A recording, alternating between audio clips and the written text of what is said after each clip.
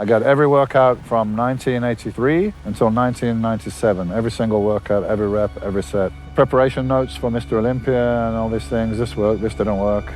So very analytical, writing everything, analyzing, studying. His training diary was his life, and that was him. He knew if he followed X, it would equal Y, and that's what's been proven. He totally believed what he was doing was right.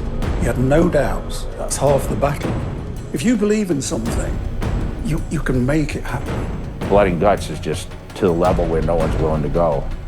I mean, that's what it's about. Turn the body inside out, no matter what it takes. He wasn't going to stop. He was a train.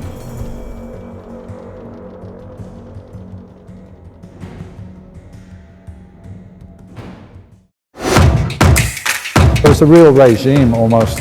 Oh, hell no. They're talking about me. All I needed was one ball. The science of training. And I know you don't think it's a sport. Aaron, can you give me your top 5 of all time in bodybuilding? Doesn't matter what divisions, just in your opinion, who do you consider to be the top 5 and why? So, and when you say top 5, like my preference or like who's the best? Because my preference may not be who would win a show. Who do you think are the best? If you like, let's say, to look at basketball, you'll put LeBron James, Kobe Bryant, right? Like Michael Jordan. Like, who would you put in the top 5 of bodybuilding? Right. So removing my personal feelings, just as a judge. Okay. So Ronnie Coleman in number 1.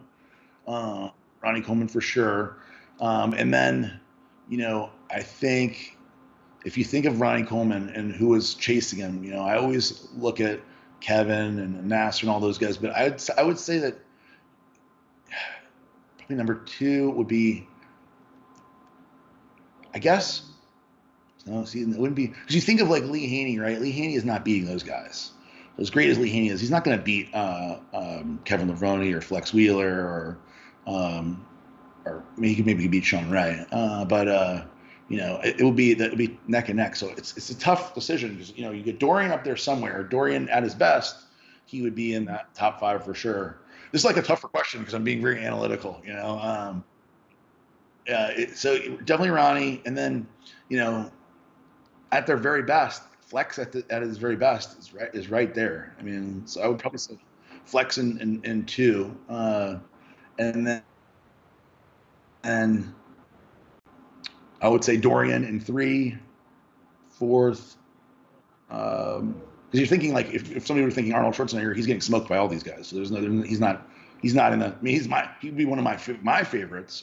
Who would I like to look like personally? He'd be up there. But in terms of would Arnold at a stage now compete with Flex Wheeler? No, he'd be demolished. So you know, after Flex, Dorian. I probably would say Kevin Levrone, and then maybe, you know, I'm gonna change it. I'm gonna change it up. I'm gonna actually put Phil Heath ahead of. Totally forgot about Phil Heath. Phil Heath should be. See, he's been gone too long. I forgot about it altogether. He would be ahead of Dorian. So that puts it. So it'd be Flex in 2nd, then Phil Heath, and that's very arguable. You could put Phil Heath in the Flex spot too. He obviously, Flex has so much more details and pop on his back, his glutes. You know, Flex's glutes were never nothing like Phil's. So it's right there between 1 and 2, and then Dorian, and then I would put Kevin. There you go.